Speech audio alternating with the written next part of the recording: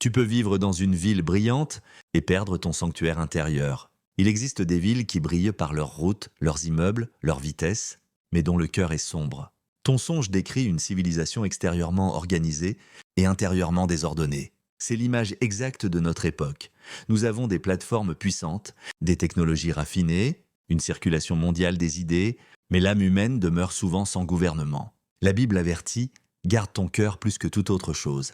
Proverbe 4, 23. Pourquoi ? Parce que le monde peut bâtir des tours sans bâtir la conscience. À Babel, l'humanité a élevé une œuvre impressionnante. Mais le projet a été contaminé. Dieu a vu l'orgueil, la confusion et la perte de la vraie direction, Genèse 11. De même aujourd'hui, le numérique ressemble à une grande ville.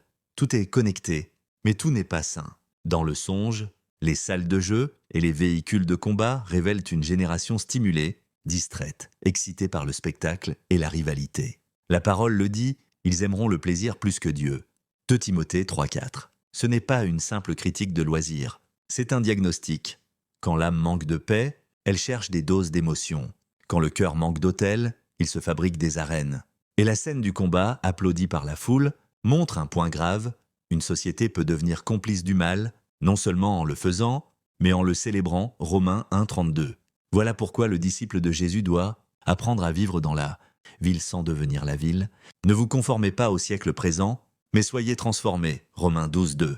La modernité n'est pas ton maître, Christ est ton Seigneur. Le croyant n'est pas appelé à fuir le monde, mais à y marcher avec un esprit gardé, une pensée lavée et une mission claire. Aujourd'hui, choisis une discipline simple, publie sans scroller, ferme les portes inutiles et reprends le gouvernement de tes yeux. Médite sur ces passages bibliques. Proverbe 4, 23. Romains 12, 2, 2 Timothée 3, 5, Genèse 11, 9, Romains 1, 28, 32.